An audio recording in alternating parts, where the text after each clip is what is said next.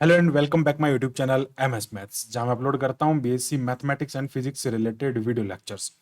So in this video, I will explain a question, important question, and then explain the some concept about the group and abelian group. So बात करेंगे हम कुछ concept के बारे में. So video start करने से पहले आपको बताना चाहूंगा, ग्रुप थ्योरी के जितने भी सारे वीडियोस हैं आप हमारे आई टैब पे क्लिक करके देख सकते हैं. और please like share and comment on this video को पूरा लास्ट तक देखिएगा ताकि पूरा क्वेश्चन आपको अच्छे से समझ में आएगा. सो हम बात करते हैं, यहाँ पे आपको एक क्वेश्चन गिवन है और वो क्वेश्चन में कह रहा है कि prove that this set of four transformation F1, F2, F3 and F4 defined by, इस टाइप से इनकी वैल्यूज यहाँ पे गिवन है. F1 is x, F2 is -x, F3 is 1/x and F4 is -1/x. सो यहाँ पे ये ऐसा कह दिया कि इनकी वैल्यूज ये हैं. Form a group of composite function. ये कंपोजिट फंक्शन यानी कि जिसको हम क्या कहते हैं, एफ ऑफ जी जो ग्रुप होता है, या फिर जिसको हम एफ ऑफ एफ एक्स कहते हैं. So these are the composite function. इस कंपोजिट फंक्शन में वो एक ग्रुप को फॉर्म करता है. So we have to prove the closure property, है ना, associative property, existence of identity and all are the properties for group we have to prove. Okay, so बात करते हैं यहाँ पे इस क्वेश्चन को सिंप्लीफाई करने के. तो इस क्वेश्चन को कैसे सिंप्लीफाई करेंगे, थोड़ा सा इसमें तो अलग कंसेप्ट होता है, बट कंसेप्ट वही रखना है जो हमने प्रीवियस क्वेश्चंस में यूज किया है. एक्चुअली होता क्या है कि यहाँ पे आपको सबसे पहले क्या करना होता है, इसकी जो कॉम्पोजिशन टेबल होती है वो बनाना होता है. तो यार हम स्टार्ट करते हैं इसके कॉम्पोजिशन टेबल से. तो कॉम्पोजिशन टेबल कैसे बनाते हैं हम सभी अच्छी तरीके से जानते हैं, इसको कैले टेबल भी कहते हैं. सो कॉम्पोजिशन टेबल ये एक्चुअली किसमें अंडर, है ना, कॉम्पोजिशन है ना, कॉम्पोजिट फंक्शन है. अब कॉम्पोजिट फंक्शन को हम कैसे डिनोट करते हैं, इस टाइप से ओ से डिनोट करते हैं. यहाँ पे इसमें इसके फंक्शंस अगर मैं बात करूँ, ट्रांसफॉर्मेशन जो F1 है, F2 है, F3 है और F4 है. सिमिलरली यहाँ पे भी मैं लिख दूंगा F1, F2, F3 एंड ये हो जाएगा F4. ओके, ये इस टाइप से हमने कहा कि इसके क्या हो जाएंगे, ट्रांसफॉर्मेशन हो जाएंगे. अब इन ट्रांसफॉर्मेशन को हमको कंपोजिट करना है, मतलब इसका कंपोजिट फंक्शन मैं इसके साथ में लूंगा. तो we have to calculate the composite function for these values, for this transformation. तो यहां पे हम क्या करेंगे, उनके कंपोजिशन को हम यहाँ पे क्या करेंगे, कैलकुलेट करेंगे. सो इस टेबल को हम यहाँ पे लिख देंगे और इसके कंपोजिट फंक्शन को हम यहाँ पे देखेंगे. तो यार यहां से इसकी वैल्यू देखने में पता चल रहा है कि ये आइडेंटिटी होगा. अब कैसे होगा इसका समझाऊंगा मैं. जैसे मैं बात करता हूं, यहाँ पे F1 आपको दिया है x, और यहाँ पे आप किसके साथ में कंपोजिशन करना चाहते हैं, इसका F1 के साथ में करना चाहते हैं. तो ये भी क्या है, x. सो मैं यहाँ पे लिखूंगा F1 composition of F1. F1 का मैं F1 के साथ में कंपोजिशन करना चाहता हूँ. इसका फॉर्मूला क्या होता है, मैं फॉर्मूला यहाँ पर लिख देता हूँ. अगर आप किसी f का gx के साथ में अगर कंपोजिट फंक्शन लेना चाहते हैं तो उसका मतलब होता है f अंदर आता है g ऑफ x. ओके, तो यहाँ पे क्या हो जाएगा, बाहर रहेगा F1, अंदर कौन आएगा, F1x आ जाएगा. अब F1x की जो वैल्यू है वो क्या है, यहाँ पे आपके पास में x है. मतलब क्या हो गया कि F1 जो है वो क्या दे रहा है, आपको x दे रहा है. कब, जब वो खुद x है. अब इसके अंदर भी क्या है, x है. तो वापस वही चीज, मतलब इसको समझो, देखो यहाँ पे fx, इसका मतलब क्या हो गया कि F1 की वैल्यू क्या है आपके पास में, x है. मतलब उसके अंदर कोई भी अगर फंक्शन होगा तो वो उसको सीधा बाहर निकाल देगा. मतलब इसकी वैल्यू क्या आ जाएगी, x आ जाएगी. और ये x किसके बराबर है, F1 के बराबर है. इट मीन्स हम क्या लिख सकते हैं कि F1 का कंपोजिशन F1 के साथ में है तो उसकी वैल्यू क्या आ रही है, F1 आ रही है. This is important. यानी कि हम यहाँ पे क्या लिखेंगे, यहाँ पे हम F1 लिखेंगे. F1 का कंपोजिशन F1 के साथ में ये आ रहा है. अब सिमिलरली हम क्या करेंगे, सेकंड टाइम में दूसरा कंपोजिशन फाइंड करेंगे. यानी कि हमको क्या करना है, अब कंपोजिशन किसका किसके साथ में करना है, अब हमको करना है F1 का F2 के साथ में. अब F1 का F2 के साथ में करेंगे तो यहाँ हम F2 लिखेंगे, और F2 की वैल्यू भैया क्या है, -x है. तो यहाँ पे क्या लिखेंगे, composite function of F1 composite function with F2x. तो इसका मतलब क्या हो जाएगा, ये F1 हो जाएगा. यहाँ पे क्या हो जाएगा, अंदर कौन आएगा भाई साहब, F2x आ जाएगा. तो इसका मतलब क्या हो गया, fx है. इसकी वैल्यू क्या है यार, इसकी वैल्यू क्या मिल रही है आपको, -x मिल रही है. यहाँ पे -x आ जाएगा. और F1 की क्या प्रॉपर्टी है, जो अंदर होता है वैसा का वैसा बाहर निकाल देता है. मतलब ये -x हो जाएगा. और इसको हम क्या कहते हैं भाई साहब, F2 तो कहते हैं ना, किसकी वैल्यू है, F2 की वैल्यू है. मतलब ये क्या हो जाएगा, F1 का अगर आप कंपोजिट कर रहे हैं F2 के साथ तो आपको वैल्यू क्या मिल रही है, F2 मिल रही है। सो यार यहाँ पे हम क्या लिखेंगे, F2 लिखेंगे। अब देखते हैं यहाँ पे ये काम भी हमारा हो गया। अब इसका किसके साथ में करना है, F3 के साथ में करना है। तो यार जब इसका F3 के साथ में यहाँ पे आप करेंगे सिंप्लीफाई, ये F3 हो जाएगा और इसकी वैल्यू क्या आ रही है, 1/x आ रही है। तो ये हो जाएगा F1 composite function with F3 into x, और ये क्या है, 1/x है। ओके, सिमिलरली हम इसको कैसे लिखेंगे, F1 को बाहर लिखते हैं, फिर क्या करते हैं, अंदर क्या लिखते हैं, F3x लिखते हैं। और F3x की वैल्यू क्या है हमारे पास में, 1/x है। तो यहाँ पे क्या आ जाएगा, 1/x। F1 की प्रॉपर्टी क्या है, जो अंदर है उसको बाहर लिख देता है, तो ये क्या हो जाता है, वापस F3 आ जाता है। मतलब F1 का कंपोजिट फंक्शन F3 के साथ में करता है तो अगेन आपको F3 मिलता है। तो यार ये क्या हो जाएगा, F3 आ जाएगा। सिमिलरली आप अगर इसके साथ भी करेंगे तो F4 आएगा, क्योंकि यहाँ पे F1 जो है वो आइडेंटिटी है। अब आइडेंटिटी कैसे हुआ, आइडेंटिटी होने का मतलब ये हो गया कि ये लाइन फर्स्ट रो अगर रिपीट कर जाती है जिसी भी रो में, ये वाली रो अगर किसी भी रो में, सॉरी, ये वाली रो अगर किसी भी रो में रिपीट कर जाती है, चाहे वो यहाँ पे हो, यहाँ पे हो, यहाँ पे हो, उसके सामने वाला एलिमेंट क्या हो जाता है, आइडेंटिटी हो जाता है। अब ये रिपीट कहाँ कर रही है, यहाँ पे रिपीट कर रही है, तो ये आइडेंटिटी होगा। सिमिलरली हम इसको ऐसे भी तो लिख सकते हैं ना, ये F1 है, इसका F2 के साथ में करेंगे, F3 के साथ में करेंगे, F4 के साथ में करेंगे तो सेम वैल्यू आएगी। सो यार यहाँ पे भी हम क्या लिख सकते हैं, इसकी जगह पे भी हम लिख सकते हैं, यहाँ पे F2 आएगा, यहाँ पे F3 आएगा, यहाँ F4 आएगा। नाउ अब हमको क्या करना है, इस F1 सॉरी इस F2 का F2 के साथ में चेक करना है। देखो F1 का मामला खत्म हो गया, अब हमको क्या करना है, F2 का चेक करना है। तो यार F2 जो है उसकी वैल्यू क्या है, -x है। फिर इसका किसके साथ में करना चाहता है, -x के ही साथ में करना चाहते हैं जिसकी वैल्यू -x है। तो ये हो जाएगा F2 कंपोजिशन ऑफ F2x। इसका मतलब क्या हो गया, F2 बाहर रहेगा, अंदर कौन रहेगा, -x रहेगा। और -x कहता है कि जो अंदर है उसका माइनस करो, जो अंदर है उसका माइनस करो, मतलब ये क्या हो जाएगा, x हो जाएगा। तो ये क्या हो गया, F2 कंपोजिट फंक्शन F2 क्या मिल रहा है आपको, x मिल रहा है, और x किसकी वैल्यू है, F1 की वैल्यू है। तो यार इसकी जगह पे क्या आ जाएगा, F1 आ जाएगा। दैट इज इंपॉर्टेंट, ये इंपॉर्टेंट स्टेप है, आप इसको बिल्कुल भी ना भूलें। अब हम क्या करना चाहते हैं, F2 के साथ में F3 को करना चाहते हैं। F2 के साथ में F3 का कंपोजिट फंक्शन लेते हैं। तो F3 क्या, देखो ना, ये F2 है, इसके साथ में हम इसका फंक्शन लेंगे तो ये वाली वैल्यू मिलेगी। ओके, तो यहाँ पे हम इसको सॉल्व करते हैं, तो F3 की वैल्यू क्या है, 1/x है। तो यहाँ पे क्या लिखेंगे, F2 composite function with F3। तो ये क्या हो जाएगा, F2 बाहर रहेगा, अंदर कौन रहेगा, F3 रहेगा। तो ये क्या हो जाएगा, F3 की वैल्यू क्या, 1/x। ये F2 की प्रॉपर्टी क्या है, जो भी अंदर है उसका माइनस करके बाहर निकालेगा। ये किसके इक्वल है भैया, ये F4 के इक्वल है। मतलब क्या हो गया, F2 कंपोजिट फंक्शन F3 जो होता है वो F4 के इक्वल होता है। तो यार यहाँ पे क्या आ जाएगा, F4 आ जाएगा।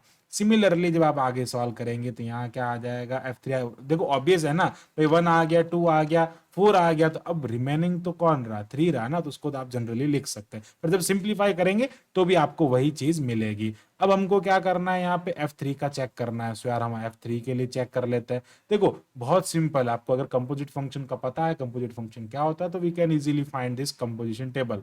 सो F3 की बात करते हैं जो कि 1/x है। अब इस F3 को आपको है ना कंपोजिट फंक्शन में ऑपरेट करना है F2 के साथ में। तो ये हो जाएगा F2 की वैल्यू -x है, तो क्या हो जाएगा, F3 कंपोजिशन विथ F2x। सो इसका मतलब क्या हो जाएगा, F3 बाहर रहेगा, F2 अंदर रहेगा।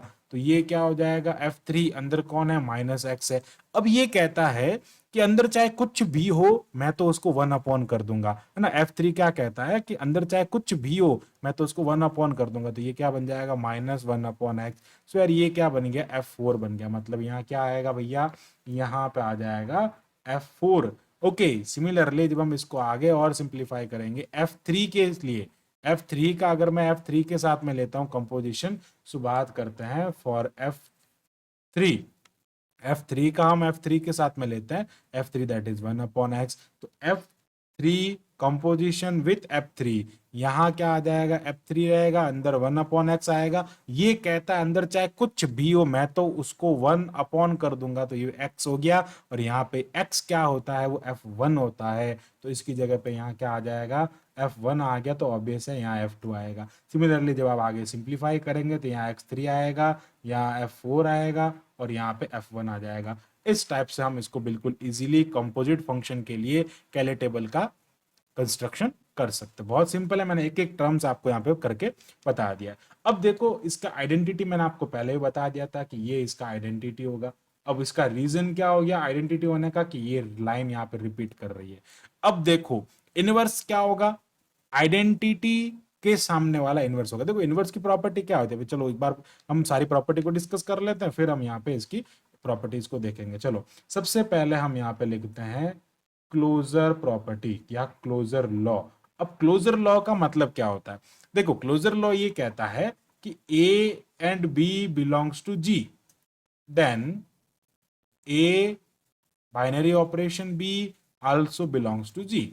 मतलब क्या हो गया, सिंस अब देखो ये इसके अंदर जो सारे एलिमेंट लिखे हैं ना, वो सारे एलिमेंट आए कहां से, वो सारे एलिमेंट इन चारों एलिमेंट के आपस में बाइनरी ऑपरेशन से आए हैं ना। तो मतलब क्या हो गया, ये सारे जी से बिलोंग कर रहे हैं, ये भी सारे जी से बिलोंग कर रहे हैं, तो इसका कॉम्पोजिशन या बाइनरी ऑपरेशन लगने के बाद में जो रिजल्ट आया वो भी जी से बिलोंग करना चाहिए। और यहाँ पे साफ दिख रहा है ना यार, इसमें कोई भी ऐसा एलिमेंट नहीं है जो जी से बिलोंग नहीं कर रहा, all are the elements belongs to ji.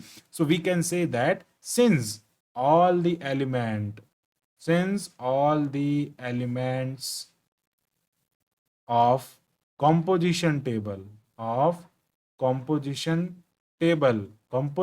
table के सारे एलिमेंट जो है बिलोंग करते हैं, बिलोंग्स टू सेट जी, उस सेट जी से बिलोंग करते हैं, then the set G is a closed set. ये क्या हो जाएगा, एक क्लोज्ड सेट हो जाएगा। And the operation be operation will be the operation will be a क्या हो जाएगा, बाइनरी ऑपरेशन। वो जो ऑपरेशन हम इसमें लगा रहे हैं वो ऑपरेशन कैसा हो जाएगा, उसमें बाइनरी ऑपरेशन हो जाएगा, क्योंकि वो क्लोज्ड हो गया, क्लोज्ड है तो कैसा होता है, वो बाइनरी ऑपरेशन होता है। तो मतलब हमारा पहला स्टेप कंप्लीट हो गया, ये एक ग्रुपॉइड बन गया। अभी तक क्या हो गया, देखो चार प्रॉपर्टी में से एक प्रॉपर्टी सेटिस्फाई करता है तो ग्रुपॉइड बन जाएगा। अगर आपने हमारे प्रीवियस वीडियो देखे तो सारे चीजें आपको बिल्कुल इजीली और एकदम कंसेप्ट से समझ में आएगी। अब हम बात करते हैं second property, that is the associative property. अब देखो एसोसिएटिव प्रॉपर्टी क्या कहती है। एसोसिएटिव प्रॉपर्टी का मतलब क्या है कि यहां पे आपको ऐसे एलिमेंट लेना, for every a belongs to a b c belongs to G, then अगर मैं ए का कंपोजिट फंक्शन बी के साथ में लेता हूं और उसका रिजल्ट मैं सी के साथ में लूं, और सिमिलरली ए का कंपोजिट फंक्शन में बी और सी के कंपोजिट फंक्शन के रिजल्ट के साथ में लो, it will be equal, it should be equal, ये इक्वल होना चाहिए। ओके तो यहां पे क्या हो जाएगा इसको समझते हैं। हेयर थोड़ा सा हम एक एग्जांपल लेते हैं। F1 ले लिया मैंने, उसका कंपोजिट फंक्शन कराया मैंने F2 के साथ, और इनके रिजल्ट का कंपोजिट करवाया मैंने F3 के साथ। सिमिलरली F1 लिया मैंने, उसका कंपोजिट फंक्शन कराया मैंने F2 और F3 के रिजल्ट के साथ में। मतलब समझिए इधर मैंने पहले इनको लिया, इधर मैंने पहले इनको लिया। For every F1 F2 F3 all are belongs to G. तो इनका रिजल्ट क्या आएगा, F1 और F2 का रिजल्ट अभी हमने आगे निकाला था। देखो F1 और F2, F1 आइडेंटिटी है तो यहाँ पे क्या आएगा, F2 आएगा, इसका कंपोजिट फंक्शन आप F3 के साथ में ले रहे हैं। इधर ये F1 है, इन दोनों का कंपोजिट फंक्शन देख लो आप, F2 इंटू F3, ये F2 है, ये F3 है, रिजल्ट क्या आ रहा है, F4 आ रहा है। ओके रिजल्ट क्या आ रहा है, F4 आ रहा है। सिमिलरली यहाँ देख सकते हैं रिजल्ट क्या आ रहा है, इसका F4 आ रहा है, और इसका रिजल्ट भी क्या आएगा, F4 ही आएगा ना भाई, ये सेम चीज ही तो है। तो यहाँ क्या आ गया, ये F4 हो जाएगा। और इसका अगर आप आइडेंटिटी के साथ में कर रहे हैं तो F1 के साथ में करेंगे, देख सकते हैं ना यार आप, ये F1 है, ये F4 है, क्या आ रहा है वापस F4 ही तो आ रहा है। तो यहाँ पे हम क्या लिखेंगे, ये F4 हो जाएगा, मतलब ये एसोसिएटिव प्रॉपर्टी को फॉलो कर रहा है। It means set G satisfy satisfy the associative property या एसोसिएटिव लॉ, वो एसोसिएटिव लॉ को फॉलो कर रहा है। ओके, सिमिलरली हम बात करते हैं नेक्स्ट प्रॉपर्टीज के बारे में। सो नेक्स्ट हम बात करते हैं एग्जिस्टेंस ऑफ आइडेंटिटी। अब आइडेंटिटी तो एग्जिस्ट कर ही रही है ना यार, सीधा लिख दो आइडेंटिटी क्या हो जाएगी इसमें, F1 हो जाएगी। F1 आइडेंटिटी एग्जिस्ट कर रही है क्योंकि लाइन यहाँ पे रिपीट कर रही है। ओके, सिमिलरली अब बात करते हैं एग्जिस्टेंस ऑफ इनवर्स। अब इनवर्स की बात आ गई तो इनवर्स भी हम निकाल सकते हैं। इनवर्स की प्रॉपर्टी क्या कहते हैं, देखो इसका मतलब क्या होता है, वापस आपको वही मिले, है ना, ये इसका मतलब डेफिनेशन होती है। अगर इसकी बात करते हैं मतलब ऐसा बाइनरी कंपोजिशन करें वापस आइडेंटिटी मिले, है ना, यहाँ पे आइडेंटिटी मिल जाएगा। अगर आपको पूछ ले कि F1 का इनवर्स क्या होगा, F1 का इनवर्स F1 होगा, F2 का इनवर्स क्या होगा, वो F2 होगा। देख सकते हैं ना, यहाँ पे मैंने आपको बताया था F1 यानी कि आइडेंटिटी, ये क्या है आइडेंटिटी। अब आइडेंटिटी जहां पे आ जाए उसके सामने वाला, यहाँ पे आइडेंटिटी आ रही है इसके सामने वाला इनवर्स है, यहाँ आइडेंटिटी आ रही है इसके सामने वाला इनवर्स है। ओके, यहाँ पे आइडेंटिटी आ रही है इसके सामने वाला इनवर्स है, यहाँ पे आइडेंटिटी आ रही है इसके सामने वाला इनवर्स है। ये जो ग्रुप है ना भैया, ये क्लिंस फोर ग्रुप है, और क्लिंस फोर ग्रुप के बारे में हम आगे डिस्कस करेंगे। जिसके डायगोनल में आइडेंटिटी आ जाता है that is known as Klein's four group. और दूसरा बताऊंगा ये अबेलियन ग्रुप भी है। क्यों है, क्योंकि इसके सारे सेल्फ इनवर्स हो रहे हैं। यहाँ पे एक प्रॉपर्टी आगे लिखूंगा, हालांकि क्वेश्चन में नहीं पूछा फिर भी बता देता हूं मैं। ओके, सिमिलरली यहाँ पे F3 का इनवर्स क्या होगा, F3 होगा, एंड F4 का इनवर्स क्या होगा, F4 होगा। दो चीज बताऊंगा, पहला क्लिंस फोर जो कि मैं नेक्स्ट वीडियो में डिस्कस करने वाला हूँ, वो सारे वीडियोस आप हमारी प्लेलिस्ट में जाके देख लीजिएगा। ओके, सो उसमें हम क्या बात करें क्लिंस फोर ग्रुप के बारे में, वो वीडियो आपके प्लेलिस्ट में मिल जाएगा। अब बताता हूँ, ये सेल्फ इनवर्स है। हालांकि क्वेश्चन में नहीं कहा है कि ये एक अबेलियन ग्रुप है, पर एक प्रॉपर्टी बताऊंगा, सेल्फ इनवर्स एलिमेंट एग्जिस्ट करता है तो वो एक अबेलियन ग्रुप होता है। But every abelian group has no self inverse, it is not true. देखो, अबेलियन ग्रुप है तो उसका सेल्फ इनवर्स होगा ऐसा जरूरी नहीं है, बट अगर सेल्फ इनवर्स एग्जिस्ट कर रहा है that must be a abelian group. This is the abelian group, and abelian group we have and we can prove by the commutative property. Okay, we can prove by the community, we can check. Community property का मतलब होता है कि अगर आप F1 का F2 के साथ में और F2 का F1 के साथ में ले लें तो बात तो वही है ना, वही चीज मिलेगी जो इन दोनों इसको सॉल्व करने में मिलेगी, और जो वही चीज मिलेगी जो इसको सॉल्व करने में मिलेगी।